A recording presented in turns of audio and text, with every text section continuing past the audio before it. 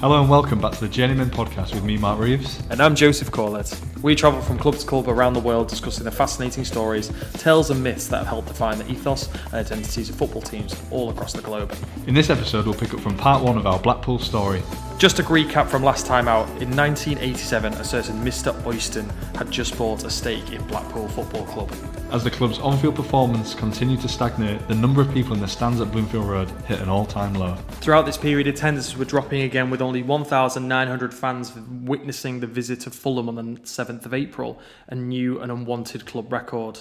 The style of play was also now under fire, and the pressure to bring more success to the club was intensifying. 1,900 fans, like it wasn't that long ago we were saying the press in the town were upset that there was only 30,000 now attending a game, so we're down to under 2,000 now. It's a massive slide from where they were. Yeah, so I think the rot has really set in now, and this is going to continue because in the back scenes, Owen Oyston, the local entrepreneur, was gaining a larger stake in the club now, and he was made chairman, succeeding Ken Chadwick in 1988. His ambitions and promises of a new stadium made headlines throughout much of the 90s. However, one fan stated, "We've been promised more super stadiums than we can remember, and what we've got were two stands that are already starting to show their age. The ground looks awful." Yeah, this is the weird thing, especially with Owen Oyston at first, is the fact he's saved Blackpool from financial ruin in 1988, but everything he's done after ruins that, definitely, doesn't it? And also, so he becomes chairman in 88 and has to step down a few years later in 1996 when he's convicted of rape. His son Carl took over and remained chairman until 2018, but obviously the Oystons seriously divide opinion, and we're going to come back to them in more detail. Jumping into some random highlights from the 90s, like the 1991 visit of Tottenham Hotspur to Bloomfield Road for the FA Cup third round tie.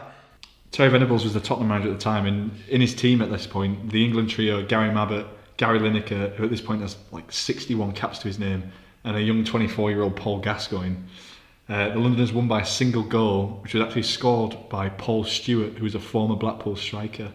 The £72,000 they got in gate receipts actually remains a club record. A more stranger story throughout the 90s was during 1993, Blackpool hosted a buyer-player league match hosted against Rotherham United. A scheme in which the money from the gate receipts was given directly to the manager to be spent specifically on players, and the crowd of 6,000 there paid for the purchase of Andy Watson. It seems a strange concept, but also, why don't more clubs just market a buyer-player match? I'm very surprised this hasn't been done before or done since. It must be quite a cool feeling for a Blackpool fan to know, if he was in the crowd of 6,144 people, that however much you paid to get in the stadium has helped buy Andy Watson. You own, in effect, a bit of Andy Watson. Prior to the start of the 1993 campaign, the club sold their tricky right-winger Trevor Sinclair to QPR for a then-club record of $600k. And during the same pre-season, Blackpool won the Lancashire Senior Cup, beating Manchester United by a single Brian Griffiths goal at Bloomfield Road. Yeah, and this was Blackpool's first success in the Lancashire Senior Cup since 1953, that famous year that we've gone on about so much. The Manchester United team actually included a young 18-year-old David Beckham. But I found the match programme from this game, and out of all the players to have their names spelt wrong, David Beckham in the match programme, the team on the back, is actually referred to as Beckham D. But also in the Manchester United team, we've got Mick Phelan. I found it strange. I don't know why I think of Mick Phelan as just this really old man, assistant manager, football manager, that his playing football career and David Beckham's football career overlapped in the same team. I found it quite strange. Along with Gary Neville, a young Nicky Butt, Darren Ferguson, one of Fergie's sons, Keith Gillespie, Sheffield United legend, and Dion Dublin. Dion, known infamously for his musical instrument, the Jube. Yeah, and even better, his infamous "It's up the stairs to the bedrooms" line from Hans Under the Hammer as well. But yeah, he was also in the Manchester United team that was beaten by Blackpool, along with David Beckham. At the end of the season, when the club survived relegation by the virtue of a final day victory at home to Leyton Orient, chairman Owen Oyston decided it was time for a change and sacked current manager Billy Ayr. His replacement in July 1994 was Sam Allardyce.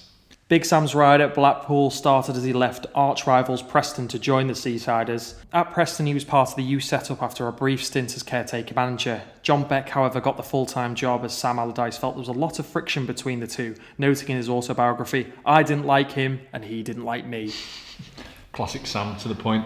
In 1994 he joins a third division Blackpool team that's just survived relegation by 1 point.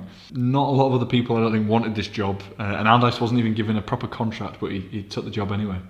Big Sam set about trying to implement a whole host of new and interesting sports science and medicine changes that were new to England at the time. He had picked up the tips from observing American football in regards to how many support staff and roles they all had. This is one thing maybe Allardyce doesn't get enough credit for, is that he actually introduced a lot of stuff to the game that we didn't have and we take for granted nowadays. He's one of the people that brought in the whole sports performance stuff and watching clips back and things like this. And one of his fellow coaches, Mark Taylor, states things as simple as pre-training, flexibility routines and nutrition were new things in England at the time. The finances weren't around to be able to cover everything he wanted to do. The players at the time, like Mickey Mellon, who was his first signing at Blackpool, current Dundee manager, and he spoke about his methods. He said that they were taking creatine and they were taking all the sort of sports drinks and shakes that other clubs didn't start for another 6 years or so. They're doing weight programs, individual programs for each player, video analysis. He said they were doing all this stuff and he'd never come across it before. Phil Brown, who was promoted to become Sam's long-time assistant after playing at Blackpool, states, "I remember the very first time we met on the training ground. He had a mindset of how we wanted to play and he was drilling us into an organised unit of 4-3-3.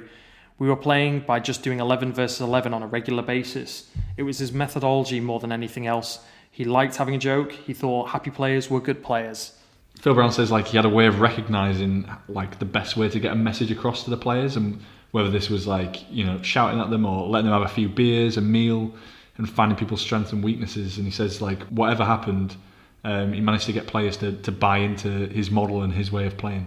Mark Taylor also goes on to state it was based around education. We would spend a lot of time speaking to the players before and after training, giving them feedback and research into how to make them better players, proving that the physical and tactical performances could be improved.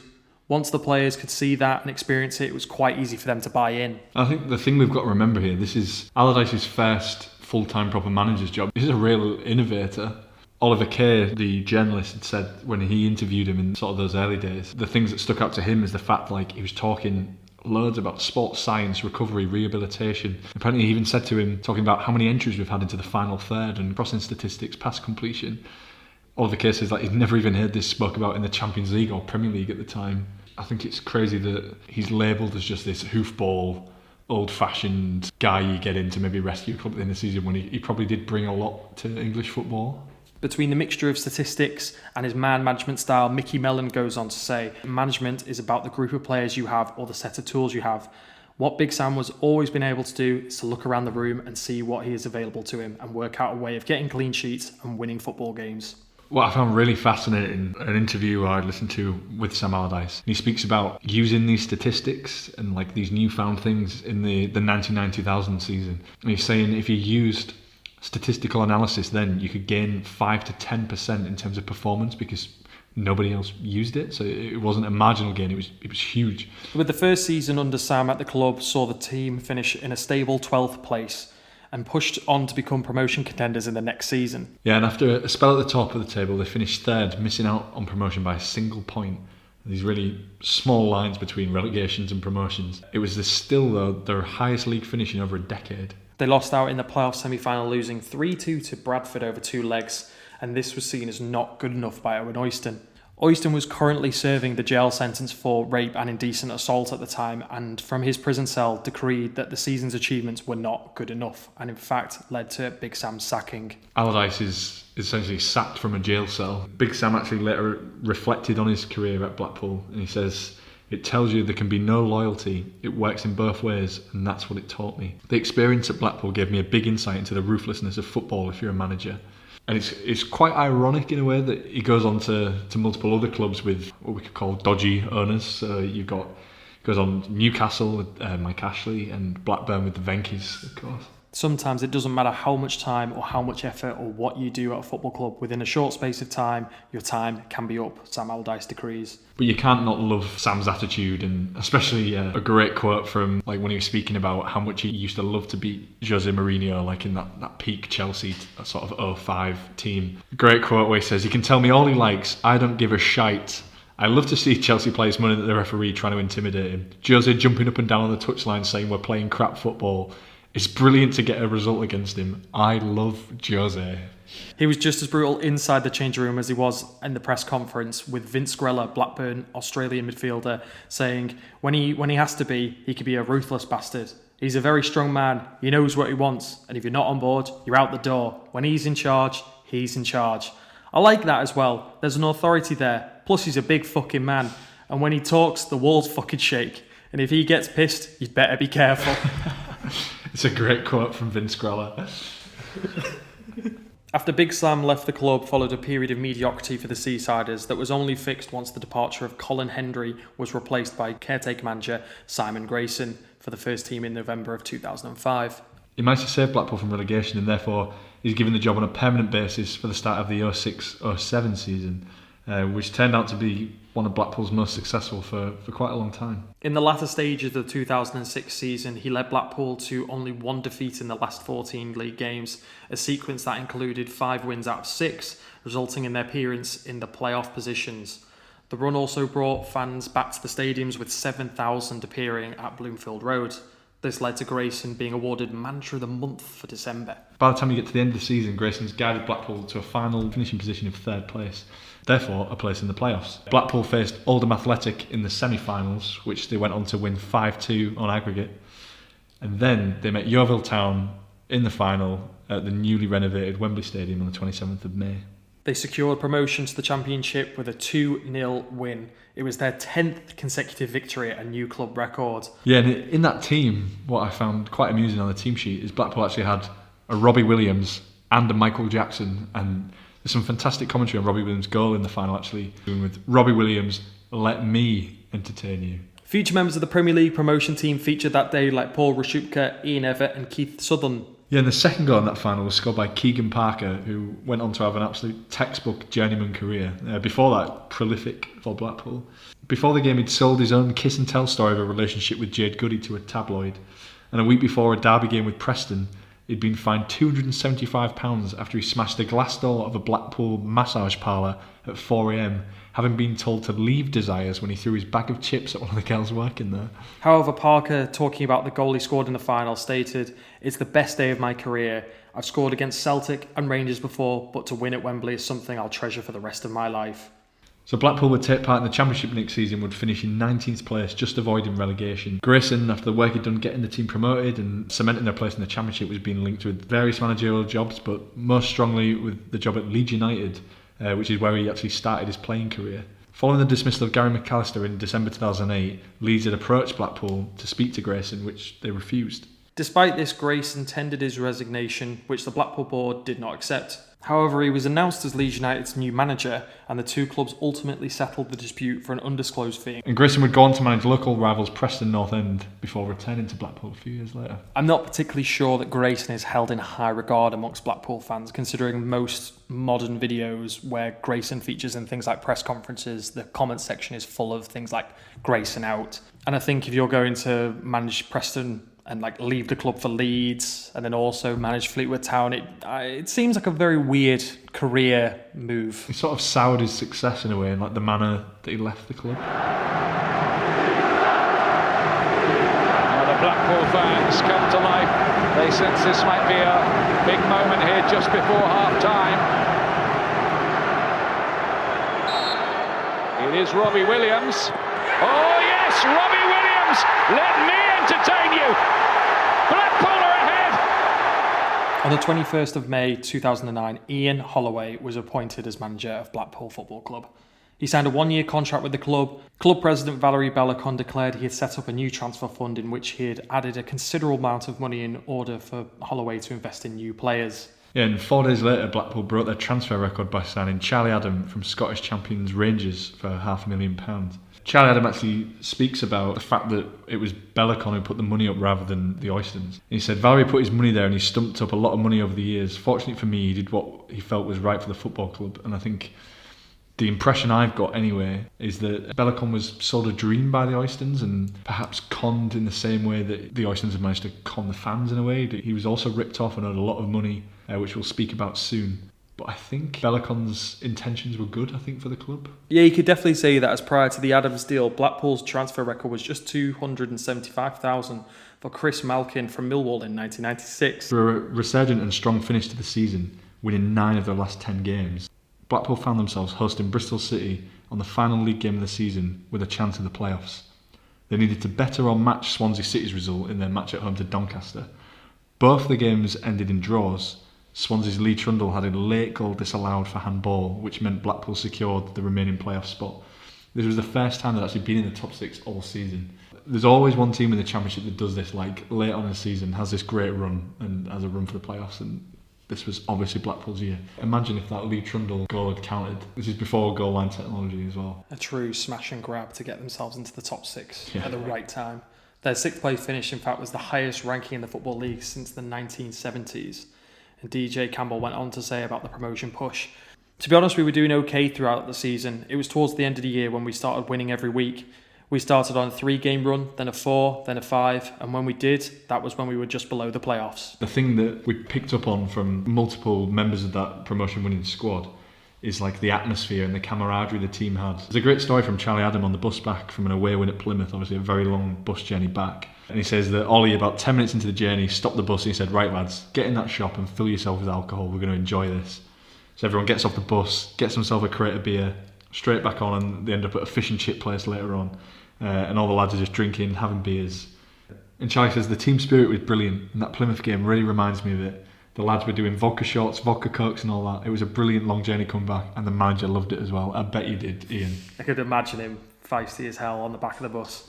Holloway on some vodka cokes. On the back of this magnificent run, Blackpool met Nottingham Forest, who they'd already beaten twice in that season in the semi-finals of the playoffs. Charlie Adams stated, "We are delighted when we got them in the playoffs because we knew we could beat them over 2 legs. We said to ourselves, as long as we get Forest in the semi-finals, we'll take anyone else on in the final." In the first leg, Blackpool beat Nottingham Forest 2-1 at Bloomfield Road. Going into the second leg, Forest hadn't actually conceded a goal for over 12 hours at home. Davies' side had won 18 games at the City Ground on their way to finishing 3rd, a figure only matched by Newcastle as they romped to a title with 102 points. Yeah, so 3 days after the first leg, Blackpool beat Forest 4-3, 6-4 in aggregate, and progressed to the final. So this is actually their 3rd playoff final in 10 seasons. So you could say there's a real resurgence going on here.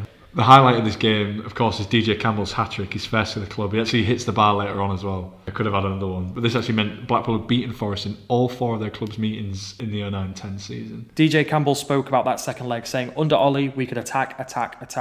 We knew we could score. It was, can we outscore them, basically?" And there's some great interviews with the Nottingham Forest players at the time as well. James Perch saying how fluid Blackpool were up top, like the front 3 changing round.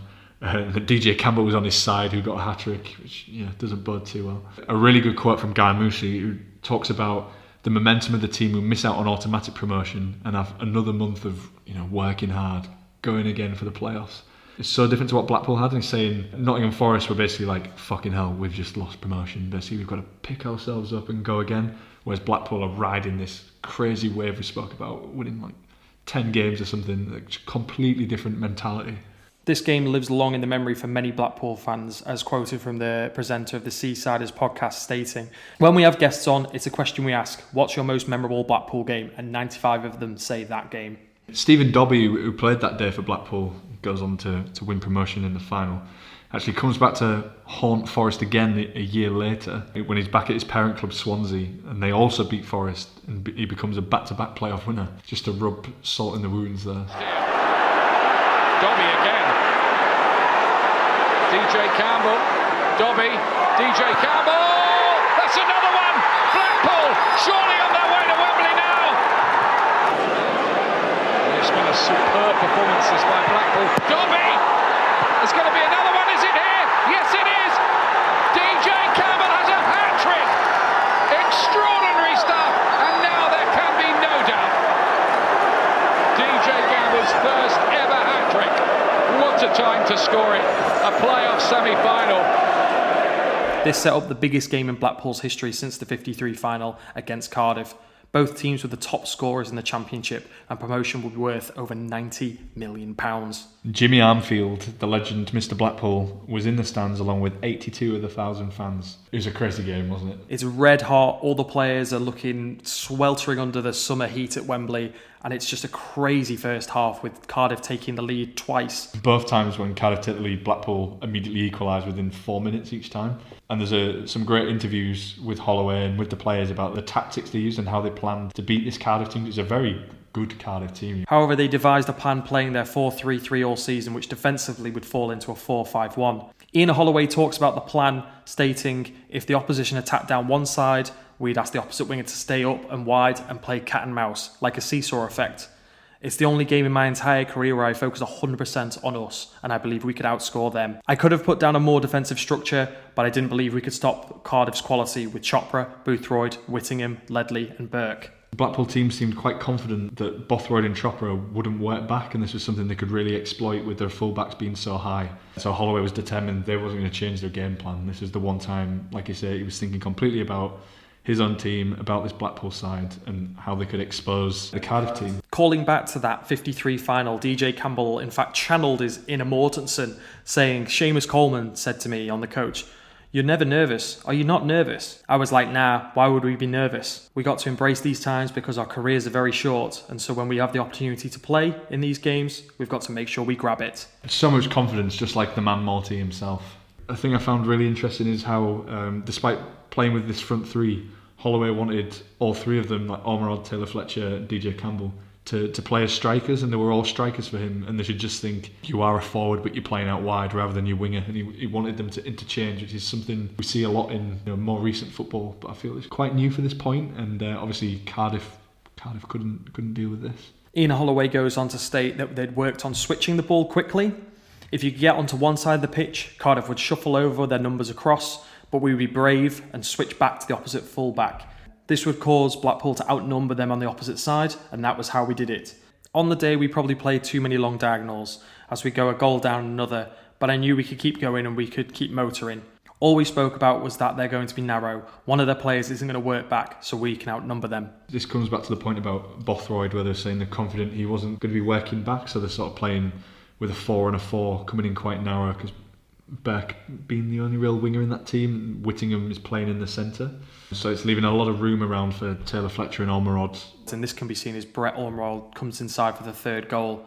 Holloway continues, they did it together, they did it with the movement. With the free kick from Adam and a goal from Gary Taylor Fletcher and Brett Ormerod, Blackpool were promoted to the Premier League. Blackpool had now uniquely been promoted through all three tiers of the Football League via the playoff system. Considering it was 28 degrees on the day of the playoff final, at the end of a long championship season, it was a very brave and bold decision to play in such a high-paced attacking way. There's some great quotes from Holloway about how he spoke to his team before this game and how he asked them to achieve what they did achieve. A great one, which ties back to everything we've been talking about today, is when he says the biggest thing he got them to understand, like with Stanley Matthews all over the wall, Morty all over the walls, why can't this be you? Like, why can't Blackpool fans be remembering you, Gary Taylor Fletcher, you, Brett Ormerod, in 40, 50 years' time in the same light as that 53 Cup final team? One gem of a comment that we found was, Jesus satisfied 5,000 with 5 loaves and 2 fish.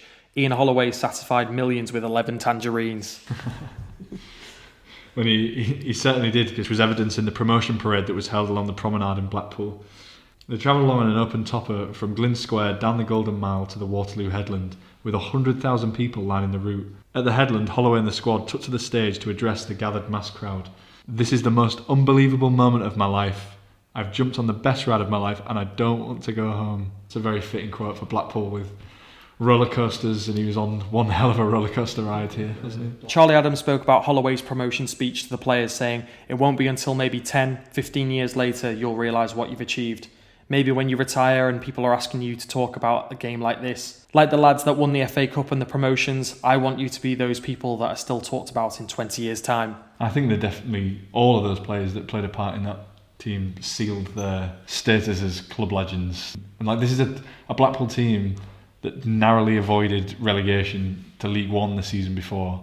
And now they're taking 37,000 fans to Wembley. Well, yeah, which is the quirk of the final, where apparently this is the most Blackpool fans that have ever been in one stadium. Because in the 53 final, the tickets were given out across the country, so maybe there was about 20,000 max fans there. So yeah, this is the most tangerines that have ever been in one stadium together. I mentioned a moment ago that Vaughan has a useful left foot, but Charlie Adam can probably see him and raise him. 17 goals this season, Charlie Adam. And here he is, sizing it up at Wembley Stadium.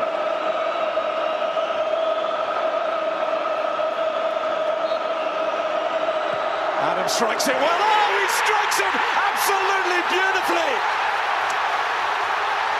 Charlie Adam, the £500,000 signing in the richest game of football, with a wonderful strike. Out comes Gilks. Listen to that roar. Listen to that roar to our right, and that's the reason why. 40 years since Blackpool were last promoted to the top flight, and they have done it again.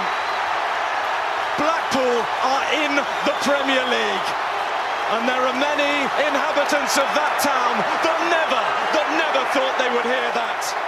And here we arrive for Blackpool's first appearance in the Premier League since its founding in 1992. Its first appearance in English top flight in 39 years. Yeah, so like the last time Blackpool played against the big names of English football, like regularly in a league competition, you could actually buy a house for about £5,000. It shows how long ago it was.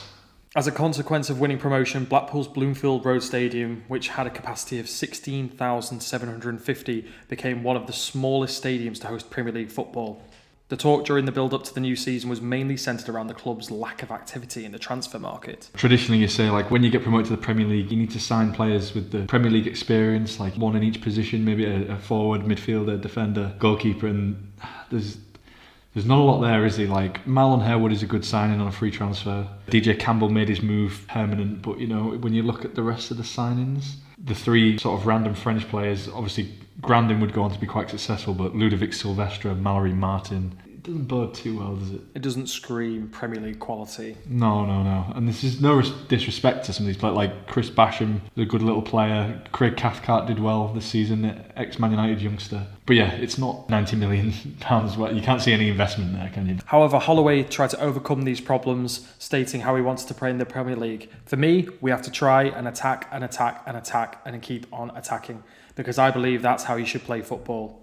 That was evident, obviously, through the whole championship season, but also in the transfer activity itself. It was already a very top-heavy team, I would say, in terms of forwards. And the fact you've added Grandin, Harewood, Varney, Phillips, Campbell, who are all attacking players, he definitely was sticking by his morals, I think. And everybody who was a neutral during this Premier League season can stick by that. Like, what an amazing spectacle Blackpool put on.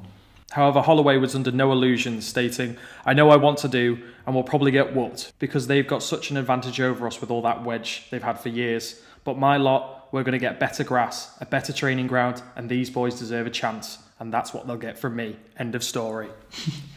I love the use of wedge.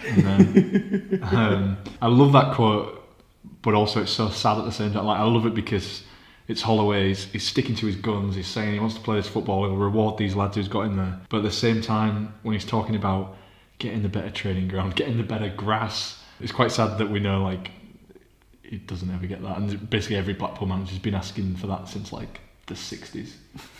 The media predictions ahead of Blackpool's first ever Premier League match were of a swift return to the Championship. However, Blackpool defeated Wigan Athletic 4-0 at the DW Stadium. 2 goals from Marlon Harewood and 1 from Gary Taylor-Fletcher and Alex Baptiste saw Blackpool sit top of the table until Chelsea's 6-0 victory over West Brom later in the day. It was the first time they'd been in such a position since they won their opening game of the 57-58 top flight campaign.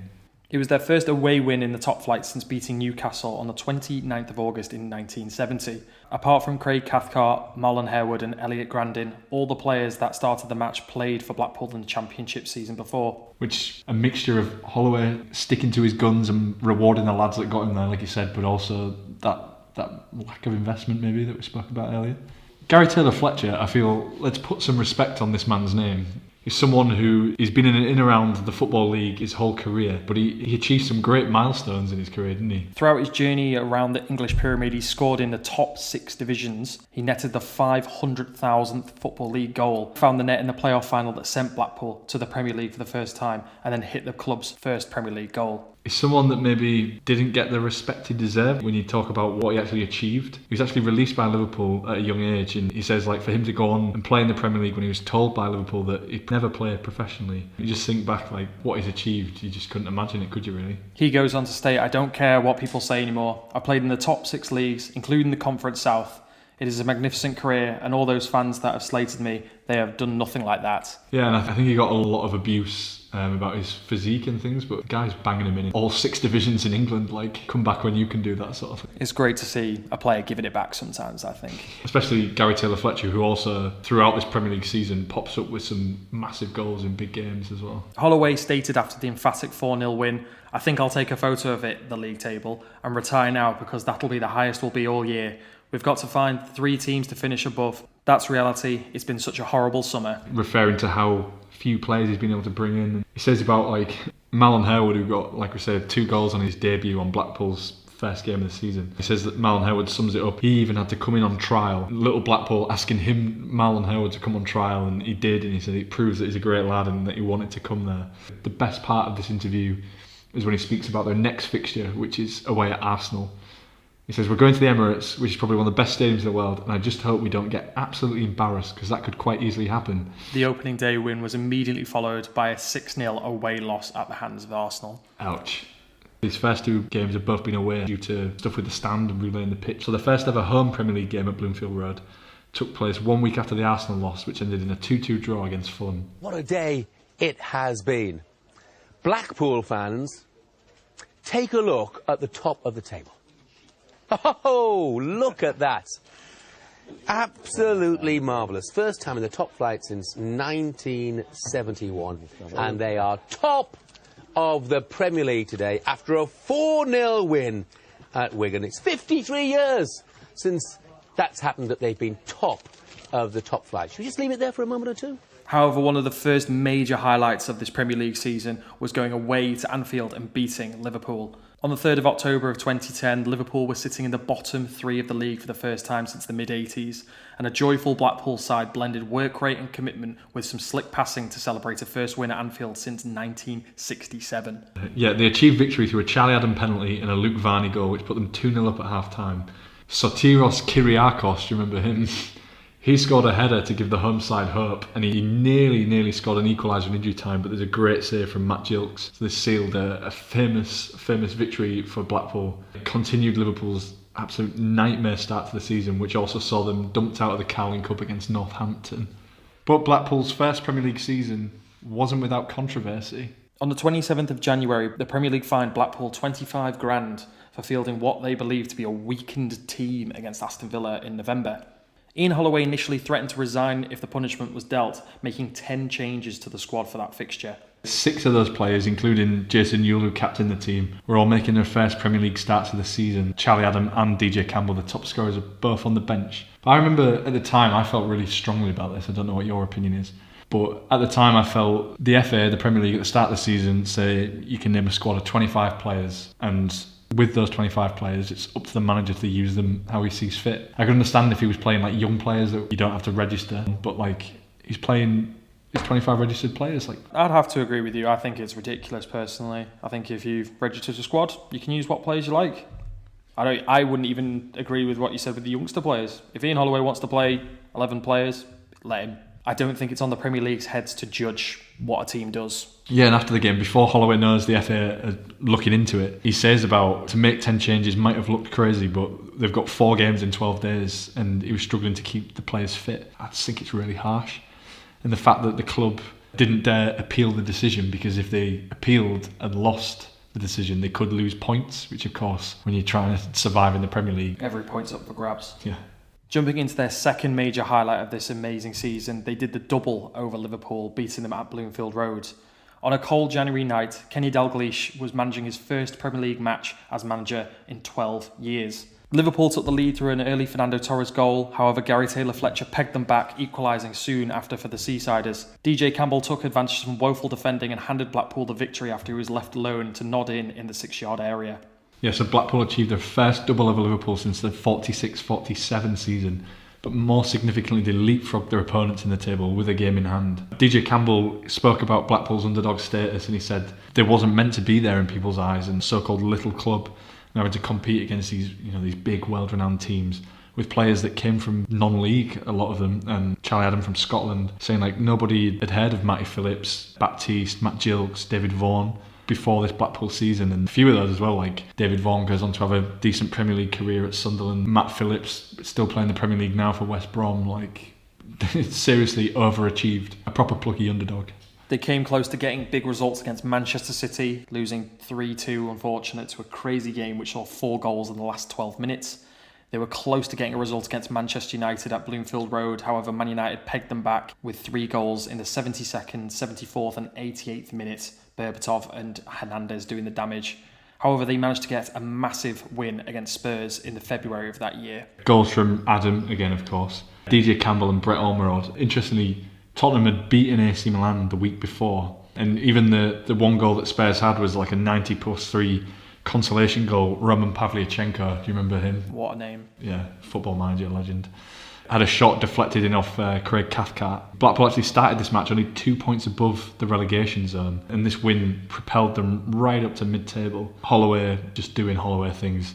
Great quote. Does that make us better than AC Milan? I don't think so, but it does make up for some of the things that have happened recently, I think, referencing the whole Aston Villa fining. One downside to this result, which I think seriously impacted the team, is that Charlie Adam received a booking which would rule him out the next 2 games, one of which was against Wolves, fellow relegation candidates, which they then lost 4-0.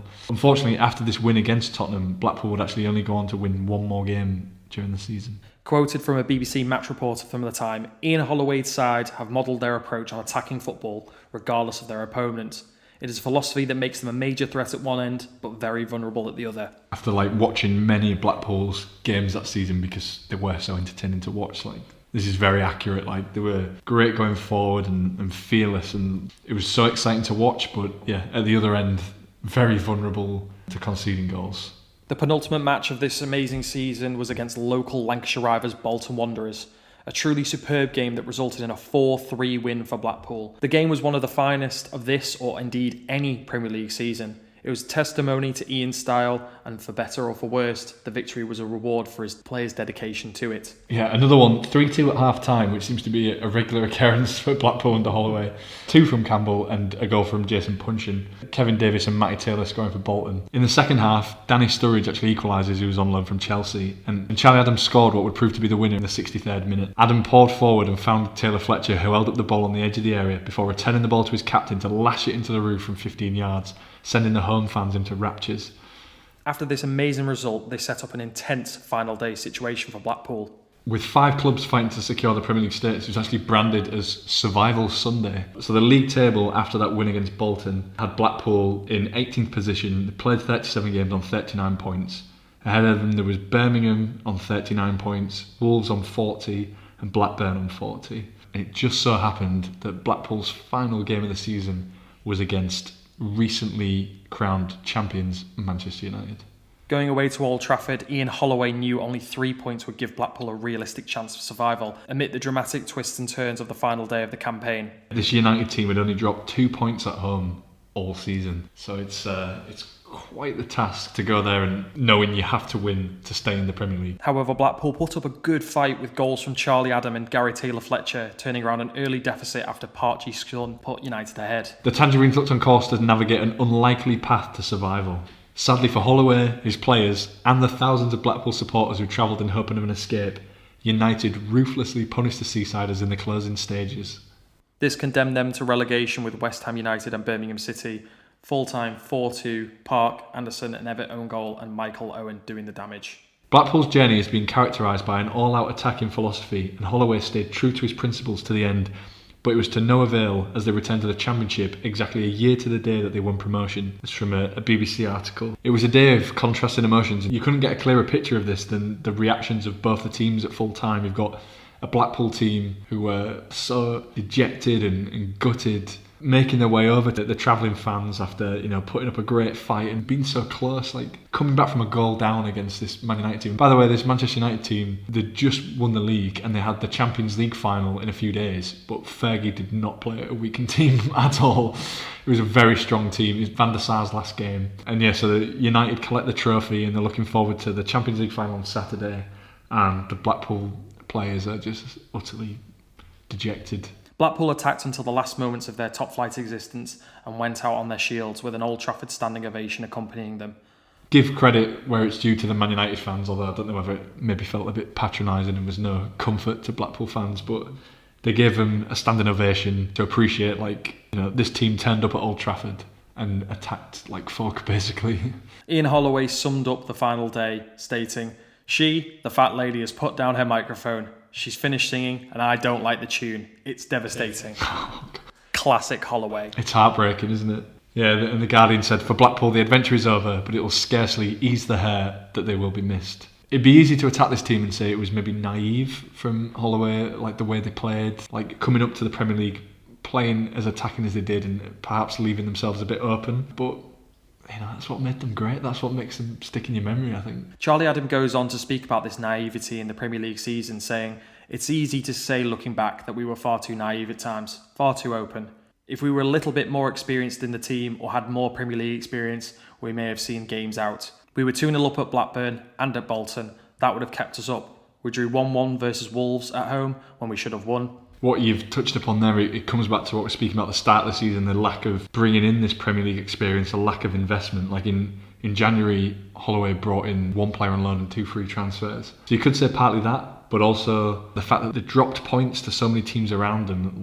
And you got your local rivals Blackburn and Bolton in there, but drawing 1-1 with Wolves, getting hammered 4-0, and this really affected them at the end of the season. If they'd just got one more win in there, they'd have been safe. The style he played this season would go on to influence his former players, which obviously would in turn become managers. And it's quite interesting that Ian Evatt, the central defender during the Premier League season, would go on to be a manager. He's now Bolton manager, actually. And he says that all of his football philosophy, he just owes it all to Holloway and this Blackpool team that won promotion and played in the Premier League. And saying how Holloway came in and changed the mentality of the club, and he wouldn't accept that Blackpool were happy to stay in the Championship. He wouldn't want the players to accept that. Ian Evatt goes on to say about Ian Holloway, saying, "I have so much respect for him as a manager and as a man. What he gave that group of players at Blackpool was magnificent, and he played a huge part in helping to educate me in becoming a modern day manager. I'm eternally grateful for him for that." Thomas Ince has set off. Ince. 1-1! 2 minutes into the second half. Thomas Ince against West Ham. Would you believe that? After relegation, the Seasiders went on to match the heroics in the Premier League with a massive effort in the Championship, getting themselves all the way up into the playoff positions at the first time of asking under Ian Holloway's tutelage. Sadly, they've gone to lose their second playoff final in 3 years, 2-1 to West Ham, to remain in the Championship for another year. We were lucky enough to get the perspective of Blackpool fan Ash as he fondly remembers a away trip down to Millwall in the summer of 2012. Yeah, the last game of the season, and he says about how their playoff position was already confirmed. They were just trying to finish higher to be able to play their semi-final leg at home. And he says the game ended 2-2, but that's why it's quite strange that he picks this out as one of his favourite games.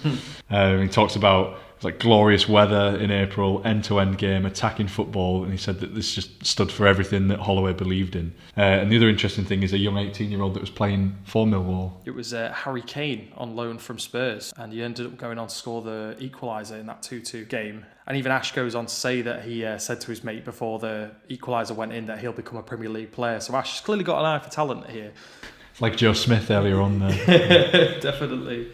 Hearing these stories when we're all starved of travelling to football matches or any form of going to matches has just got me feeling very nostalgic for sun-soaked away days and beers in the sun with your friends while you watch some lads play football. Yeah, but unfortunately, so after nearly returning to the Premier League at the first attempt, the years that now follow would mark quite a sharp decline for the club. This is where the Oystons really start to firmly grasp the club in with their money-grubbing ways. As we touched upon earlier, the Oyston family had been in charge of Blackpool since the late 80s. I think it'd be fair to say already that Owen Oyston is a bit of a chancer and talks quite a bit of shit, but one thing I think that he outdoes himself is when in 1996 he actually says that he had the opportunity to buy a controlling interest in Manchester United, but he wasn't prepared to relinquish the family's interest in Blackpool. Stating, after discussing the matter with the Football League, it was apparent they would not consider any formula in which would have me owning both clubs, which just... The phrase "no shit" comes to mind as well. How long has that been a rule for?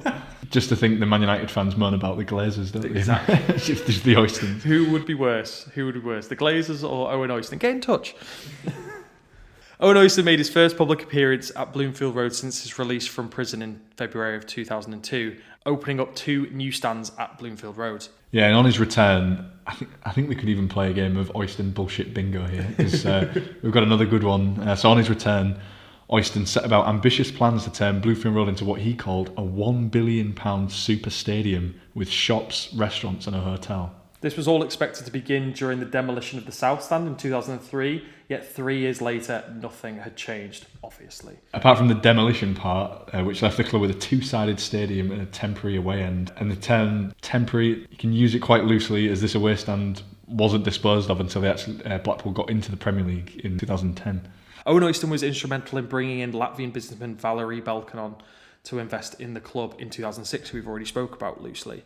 The story goes that Valery was at the club to strike up a simple sponsorship deal and left with a healthy stake in the club on the same day. Yeah, I think this goes back to what we were sort of talking about before, where it seems Belkanon was tricked, fooled, lured into buying more of the club. And this was one of the root causes of the problems, not Valery's investment, which ultimately led to the turnaround in fortunes at Bloomfield Road, but Owen and now Carl Oyston's ability to convince those who ought not to be convinced that good things were coming back to the Seasiders. So the new South Stand was built basically with Belkaton's money. Charlie Adam was signed with his money. He wasn't the bad guy in this situation, but was sort of duped by the bad guys, I think. In and amongst this chaotic atmosphere, Ian Holloway vowed to never hold another training session in what he called the hellhole facilities at Squires Gate, which the club trained at. To give you an idea of just how bad it was, there was literally a couple of porter cabins, a rusty clubhouse, no hot water, and just 2 pitches. Not even fit for non-league teams, let alone the second tier of English football. And this is a common theme that we spoke about going all the way back to the 60s, 70s. The state of the facilities at Blackpool and this desperation, this need for investment and someone to actually improve the facilities at the club. Carl Oyston once again comes out pledging that he's going to create a new training complex, which to this day it's exactly the same. Yeah, I'd say that's another bullshit bingo. Ian Holloway even had to take his players to train on the beach before a vital home game against Manchester United because of the lack of indoor facilities after the training ground froze over, while the Bloomfield Road home dressing room boiler broke and was not fixed for 2 weeks. It's the kind of stuff you imagine how your landlord is in a student house, not the owner of a football club, isn't it? This feels like proper Sunday League levels of disarray. And they're challenging against Man United in the Premier League in some of these stories. But even Sunday League facilities aren't this bad. You would think these type of headlines would be the climax for any normal club, the likes of Leeds United. But no, Blackpool, it was just getting started in their free fall. You've got to think this is a club with now has a lot of money in it, from the Premier League TV money, the parachute payments. They haven't been spending a lot of money on wages while they're in the Premier League. So the big question is, where is all the money going? Charlie Adam even took the club to court over an unpaid promotion bonus, which the rest of the squad received 3 months later than scheduled. Charlie Adam goes on to state on the promotion bonuses, saying, "The lads weren't on massive money. There were no win bonuses. If the club went up, it was going to receive £90 million, so we felt we were due a share of that. I think if we had said we wanted 10 million, Carl would have gone with it because he thought we were never going to get to the Premier League." Yeah, and they signed off on 5 million and then they end up getting promoted. And then the Oystons make it as hard as possible for the players to get this money that they'd agreed to give them. Whilst this situation was happening, it came to light that Carl Oyston had in fact paid himself £11 million director salary after Blackpool's promotion to the top flight. In fact, the largest director salary in the English football pyramid by some margin. Completely insane. He's paid himself 11 million salary, and then Blackpool trying to fight relegation in January when they've still got a pretty good chance of staying up, really. Holloway has to sign a few players on loan, free transfers, while he's paying himself £11 million. And the players that Holloway was able to bring in that season sort of reflect the lack of investment, really. You've got Kornilenko, Belarusian striker, coming from Russia, no Premier League experience, didn't really do a lot. Punchin, good signing, but then you got Andy Reid, James Beattie, wrong side of 30, and it's just, they're not players that are going to keep you in the division, no disrespect. In contrast with Ian Holloway's transfer dealings, the club accounts stated in the same year the Oystons had taken out £23 million out of the club's coffers and put it into their own personal businesses. Blackpool even offered Liverpool legend Robbie Fowler £100 a week to play for the Seasiders, which of course he declined. Of course he fucking did. To add another nail to the firmly shut coffin that is Blackpool at this point, Ian Holloway, the legend that is, would leave the club for Crystal Palace in 2012. And by the 2013 season, Paul Ince was now the manager. Yeah, and for the pre-season of the 13-14 season, Ince had just 13 players in the squad. Tom Ince, his son, being one of them. Of course. The last of the Premier League era players had left or been sold, but Stephen Dobbie did rejoin the club on loan from Palace. Good servant for the club for Blackpool. Nottingham Forest arch enemy. They did manage to get Ricardo Fuller, Nathan D'Alfonso for his second stint out of 4 at the club, and Michael Chopra in the squad for that season though. Striker Michael Chopra voiced his opinion of training in an expletive-laden rant on social media in which he described how he turned up to training with just 6 other players. God, it just sounds like an absolute circus at this point, doesn't it? But amazingly, after this essentially terrible preparations, by the sound of it, not great training, Blackpool win 5 of their first 6 games, but are knocked out of the League Cup by local rivals Preston. Things seem to be going okay for Blackpool in this season up until Paul Ince made a little bit of a fool of himself against Bournemouth, in which is quoted from the BBC report. He was sent to the stands in the latter stages of the match after a bottle he threw inadvertently hit a female supporter. He was given a 5-match stadium ban in which they didn't win a single game in that time. Yes, this is like a precursor to then the disastrous season that it is. So there's like other highlights where Blackpool lose to Yeovil 1-0 with 3 players sent off within the last 5 minutes of the game, which they then follow that up incredibly with a 5-1 loss to Derby with 2 more players sent off. What little momentum they had gained from that early spurt of form has clearly unravelled after this wild situation brought on by Paul Ince. Yeah, the shocking stat, like you can't get a more awful run than this. They collected 4 points from a possible 48 over a 16-game period, which featured another 5-1 loss to Reading and a 4-0 loss to Watford. Paul Ince expectedly was relieved of his duties in the January of that campaign and was replaced by player coach Barry Ferguson. Barry Ferguson, Rangers legend. He kept them up by 3 points on the final day after losing 3-0 to Charlton with other results going their way. He's quite brutal about how he kept them up and the kind of the football they played, isn't he? He went on to speak in the September of 2020 saying, "We weren't great to watch, we were shit to watch. We had to play a certain way, but you know what? I kept them up," which I can definitely feel a little bit of pride there from Barry Ferguson. It's a huge achievement when you think of the chaos around the club at this point and that run they're on when obviously everyone's heads must be so far down. It's a great achievement. Charlton manager Jose Riga then joined the Seasiders after Barry Ferguson left at the end of the season, obviously. Weirdly enough, Jose Riga was the Charlton manager that inflicted the damage on the final day of the season against Barry Ferguson's Blackpool. Yeah, and obviously Barry Ferguson, he's getting himself out of there, isn't he? He sees what's happening and... God knows why Jose Riga wants to jump into this shit, but hey, credit to him, I guess. That same season, Owen and Carl Oyston had received around £600,000 in director salaries. This was more than the club's transfers that season and more than any other director in the Football League. This is when the supporters ramped up the intensity on the owners with their bitterly fought Oyston out campaign. And this saw the Oyston family refusing to honour players' contracts and many displays of public disrespect for the fans. The 13-14 season was when things really snapped and the fans actually stormed the director's box mid-game during a defeat to Derby. Just 2 weeks later, the fans caused a temporary halt to their televised game against local rivals Burnley, throwing tennis balls onto the pitch in an attempt to take their frustrations to the wider audience on their television screens. It's always tennis balls, isn't it? But you don't want to hurt your players by throwing anything... Like... Obviously, it works and it caused a halt to the game. But like I remember Hull City did this in like the 90s and it was 90s, 80s because they were owned at this point by David Lloyd, who did the sports and tennis clubs. And it sort of had a meaning, like a link there. It's a nice middle ground because, again, not to repeat myself, but it's not the player's fault. Like, a tennis ball ain't going to hit. I don't think a tennis ball's going to hit. I'm not advocating let's throw loads of flares on or like shooting an AK-47. Mark want to get the bricks out and throw it at poor Michael Chopra. I think Chopra would have preferred that to training by the sound of it. The board saw this as an opportunity to sell the upcoming 2014-15 season as the Riga Revolution, and many fans bought into it. That was until Riga's backroom staff began to work without official contracts. One of them, Bart Deruva, never even agreed terms and actually worked unpaid for a number of months as a favour to his friend Riga. What a nice fella. The Seasiders were forced to cancel their Spanish pre-season training camp as they only had 8 players on the books. Yeah, and only 10 days before the start of the season, the club still had no goalkeepers in the squad.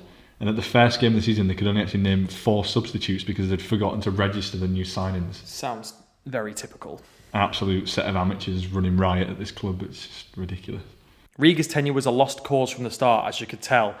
But at least he had some backing from the fans as they felt a connection as he challenged the ownership in his short tenure. Yeah, which probably explains why the Oystons then offered his job to Gary Rowett, who was Burton manager at the time, while he was still in charge. And Riga actually was still in charge for another month. And then weirdly, he was then replaced by Lee Clark instead. So they had 4 managers in 2014, which is in fact the same amount of wins they'd had in that time as well. Clark would resign shortly after the conclusion of the 14-15 season, with Blackpool being relegated to the 3rd tier for the first time in 8 years. If the football wasn't causing enough bad press, then Carl Oyston hitting the headlines for a text exchange with a fan in which he called the family retards in a bizarre outburst was never going to be good. He's literally messaging and abusing fans now. It's crazy.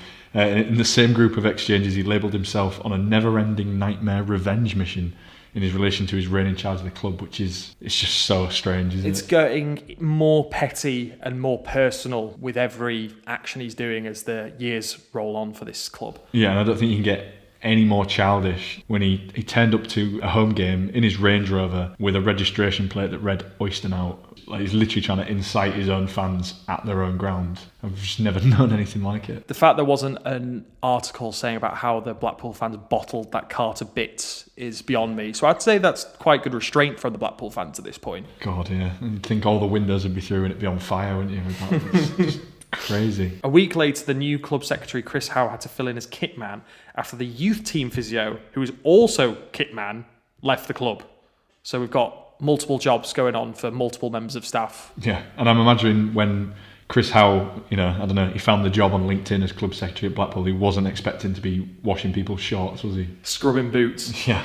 So by September 2015, Valerie Bellicon has finally opened his eyes and seen he's been taken for a ride by the Oystons. He starts legal action, alleging improper use of club funds. Then came the straw that broke the camel's back, if it was not already broken. Owen and Carl Oyston opened legal proceeding against a number of fans for defamation in retaliation to numerous social media and supporter forum posts online. He's now trying to sue his own fans. It's not enough just abusing them, driving around in a car, like basically taking the piss out of them. He's now trying to sue them, which is crazy. And so one of the people he tries to sue was from the Blackpool Supporters Trust, who is a firmly anti-Oyston protester. He also sued a lifelong fan and pensioner who had 30 Facebook friends. And this businessman is suing them for spreading information about him and stuff. Suing a pensioner for comments he made on his own personal social media. To his 30 friends. Supporters later rallied and incredibly raised 20k within a week to pay off the legal claims against this pensioner. Yeah, and they also sued the honorary vice president of the Blackpool Supporters Trust, Tim Fielding, for remarks when he called them out as asset strippers, quite rightly, and they then sued him as well. This name will come back to haunt them, however, the Oystons. And in preparation for the final game of this season, supporters had been building up to a large-scale protest, and they wanted to put memorabilia around the statue of Stan Mortensen, our hero from earlier on in the podcast.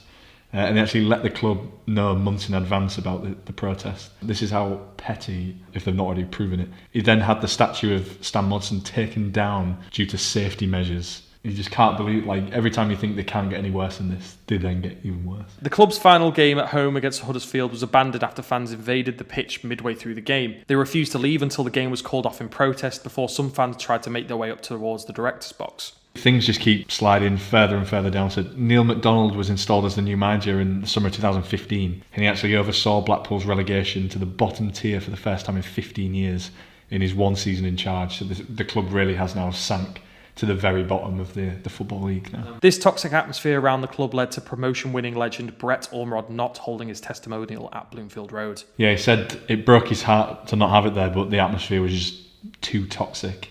Carl Oyston had offered him the stadium, but he snubbed it in favour of AFC Fylde's new £18 million Mill Farm stadium. He goes on to state, with fans banned from Bloomfield Road and others refusing to step foot inside, I couldn't have held it there. It would have stirred up a hornet's nest and I would have been dragged into the criticism. I didn't want people saying I was siding with the Oystons. This isn't a political statement. I don't want the politics anywhere near the day. It's really sad for Ormerod and the fans as well. The fans who'd want to thank him for his service over 2 spells at the club, and Ormerod who'd want to sort of say goodbye to the fans. It's pretty sad. His lasting note saying, with all that's going on and all the negativity around the place, I don't want to spoil what should be a celebration for everyone. The fans really showed how serious, how fed up they were of this situation when the club actually reached the League Two player final in 2017, and a lot of the fans boycotted the game. As mentioned before, Honorary Vice President Tim Fielding explains the weird scenario surrounding that final. The scenario of wanting to support the team and wanting the best for your team, but wondering if it's actually the best thing you can do to get promoted. It's a difficult time to be a Blackpool fan.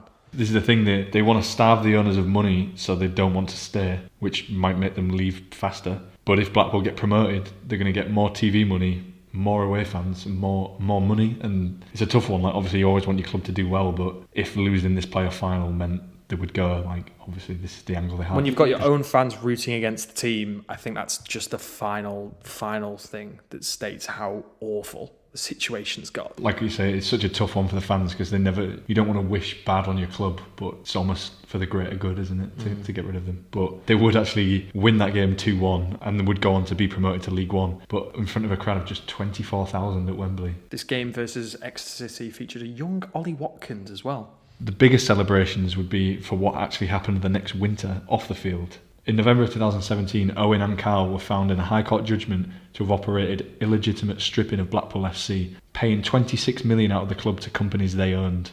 The court found that Oyston and his son had abused their majority shareholding position at the club in a manner that was detrimental to both the business and Bellicon. They were subsequently ordered to pay $31 million to buy out Bellicon's share of the business, of which $25 million, along with other costs, was still owed. This is where the fans start to get their first bit of leverage in getting this awful family out of their club. The club supporters were hopeful that the amount set by the High Court would be so high that the Oyston family would be forced to sell their interest. A few days after the court decision, on the 10th of November, the Oystons decided to put the club up for sale, and this is a huge landmark moment for the fans. Celebrations.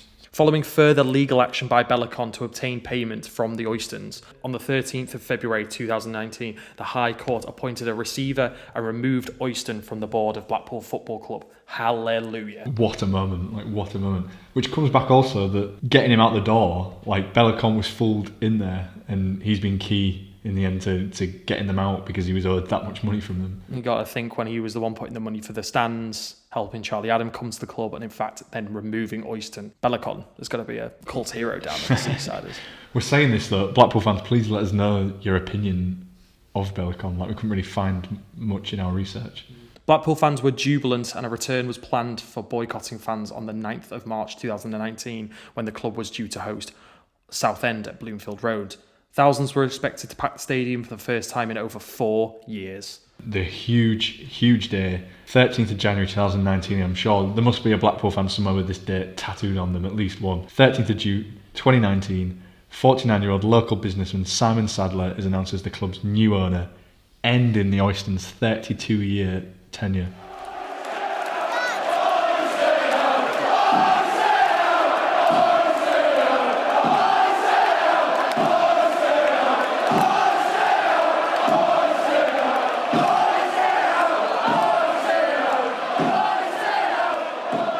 Following that, on the 5th of July in 2019, Terry McPhillips resigned as Blackpool manager. However, the way he ended up in that role is a wild ride in itself. Yeah, so McPhillips had actually followed Gary Bowyer when he came to Blackpool as manager, as both chief scout and assistant manager, which seems like quite a wild combo anyway, doesn't it? More doubling up on roles here at Blackpool. Yeah. He was appointed as caretaker manager in August 2018 when Gary Bowyer left, and he was made the permanent manager in the following September. But he actually resigned because he informed the club's board that he had no long-term desire to actually be a manager, which I do wonder what he said in his interview to land himself in this position as manager, but he didn't really want to be manager. And then having the honesty to be able to just go, I don't want to be here anymore.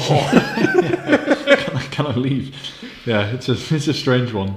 However, he was succeeded by someone much more fitting for the role, as Simon Grayson returned to Blackpool after leaving the role 11 years ago for Leeds United. Yeah, and you can see what Simon Sadler potentially tried to do with this one is bring back some of the glory days. You know, Grayson was sort of there when this journey began on the upward rise to the Premier League. However, the Blackpool fans didn't want to let him forget about how he'd left the club, stating, "Even this year coming back to Blackpool, where I started out coaching in 2005 and where things have gone well for me second time round, I've had so many people making the point to remind me I resigned to leave for Leeds and that I later then managed local rivals Preston for 4 years.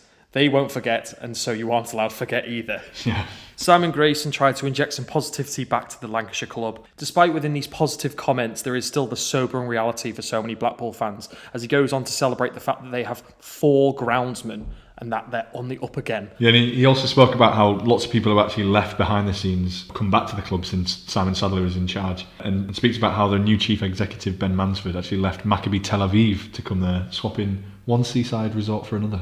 And then finishing off with, there's that much positivity around this place. Yeah.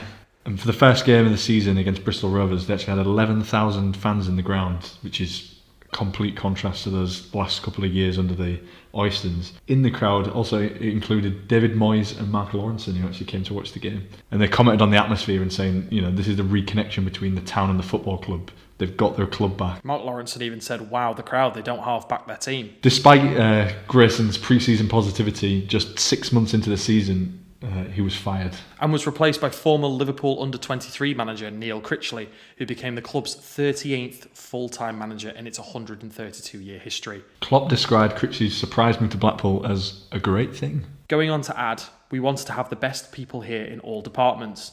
That means there are some requests, and hopefully more in the future, from other clubs. That's exactly how it should be. We don't want to have someone here for 20 years doing the same job. It's that question you always get on Football Manager when your assistant manager gets linked with a job like Gillingham or something, and they always ask, are you happy about this? So, I'm pleased for the guy. It shows we're doing the right thing, but I can tell Klopp has played a lot of Football Manager. Taking the moral high ground. Critchley's first season in charge would be cut short by the COVID-19 pandemic. Blackpool would finish in 13th position when the table was amended on a points per game ratio. And coming up to the very present season, Neil Critchley's first full season as Blackpool manager saw their fourth consecutive season in League One, the third tier of English football. Critchley actually was joined by Mike Garrity as assistant manager, also leaving Liverpool. He'd actually worked in their academy since 2007, so you can see how they've shaped the squad with young, exciting, up-and-coming players. They've got a lot of experience dealing with young players and high-quality players coming through Liverpool's academy. You can see this as Blackpool ended up beating Premier League side West Bromwich Albion on penalties in the third round of the FA Cup, giving the Seasiders their first FA Cup win over top-flight opposition since they beat Burnley 45 years prior. Yeah, and the FA Cup run was ended at the fourth round stage against Brighton when they lost 2-1. But the Tangerines were without 5 first-team players after they tested positive for COVID. On the time of recording, Blackpool are sitting pretty in 5th place, just inside the playoff spots. Yeah, fresh after recording a 4-1 victory over Gillingham, which included a great team goal, which was finished off by Sully Kaikai. Great goal. We were saying about how it's glad they don't have that pitch that they had in the Premier League season when they're trying to play this lovely, silky, smooth football, because it just wouldn't have happened with that pitch there. Yeah, a proper team. I don't know how many passes it was, but you couldn't have done that on the old Bloomfield Road pitch. The game also includes 2 goals for Jerry Yates, who's actually now the 3rd top goal scorer in the division, and he's the first Blackpool player to hit 20 in a season since Andy Morrell in the 06-07 season. This extended their unbeaten run to 13 games with just 1 loss in their last 17, and unbeaten against league leaders Hull with 1 win and 1 draw. You can definitely draw some similarities to the Premier League promotion season to this season, where Blackpool have gone this fantastic late charge, this late push. I don't know about you, but since recording the podcast, I find myself every week I'm looking out for Blackpool's results. I'm watching the highlights, checking in how they're doing, and this run they're on is incredible, and I really don't hope we curse anything here, and I hope they get a playoff position. Adding to the excitement of their current position in the table, Blackpool also boast a young and exciting team. This is a great indicator of their turnaround in fortunes, as Premier League clubs are now trusting Blackpool with the development of their young talents, like Ellis Sims on loan from Everton, Daniel Ballard on loan from Arsenal, Ben Woodburn was on loan from Liverpool but was recalled after an injury. Yeah, and like you say, it's a great validation of what Critchley's trying to do at Blackpool and the position the club's in now. The fact that Arsenal are trusting the development of Daniel Ballard to Blackpool, to Critchley, it's just a great seal of approval on what they're trying to do. The way Critchley's trying to play football is very much based on the methods of Klopp, with emphasis of playing from the back. A tricky start to the season where they lost 6 of their first 9 league matches, but on the form they're on now, you can see that everybody's really bought into his ideas. Even Daniel Ballard himself states how much of a good fit Blackpool was when it came around as an opportunity to go there on loan. And hopefully what we're witnessing about right now is the start of another resurgence at Blackpool under new ownership, with fans in the stadium. Hopefully with a new stadium or improved stadium, new training ground. I think this could be the start of something really good.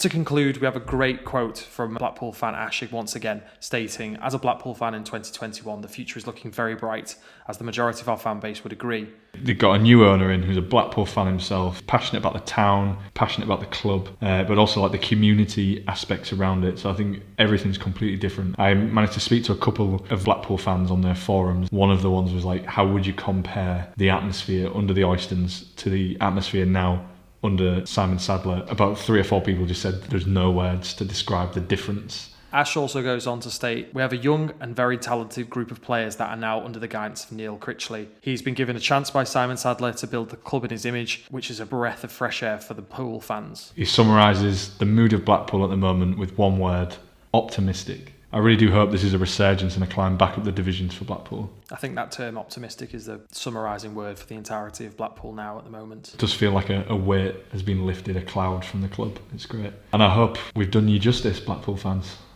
Pereira still has to score. Maxwell saves. And Blackpool are through. His third save in the shootout. And Pereira, who'd scored in normal time, is denied in the shootout. And the Premier League side go out. Blackpool win 3-2 on penalties. And that brings us to the end of our first episode here on the Journeymen podcast, talking about Blackpool Football Club. Yeah, and please get in touch with us. Let us know if you enjoyed it. Let us know your Blackpool stories and any suggestions of clubs you want to see us feature next. We just want to see your input in the comments. Please make sure to rate and share this podcast with all your friends, as everything you do can help the podcast grow. And now something we want to become a bit of a tradition on the podcast is now our obscure link to the next club we're going to cover. But we'll give you a little clue now, see if anyone can work it out. But yeah, follow our social media for more clues. Yeah, so Barry Bannon, who played 20 games during the Premier League promotion season for Blackpool and actually came off the bench for 2 minutes in the playoff final, made his professional debut for Aston Villa in a UEFA Cup group match in December 2008 against our next chosen club, when he was brought on as a substitute in the 61st minute. Who is that club? Let us know on social media if you can figure it out, and we'll make sure to shout you out on our next episode. So apart from that, I think from both of us, we both just say thank you once again, and goodbye for everyone here at the Journeymen podcast. See you next time.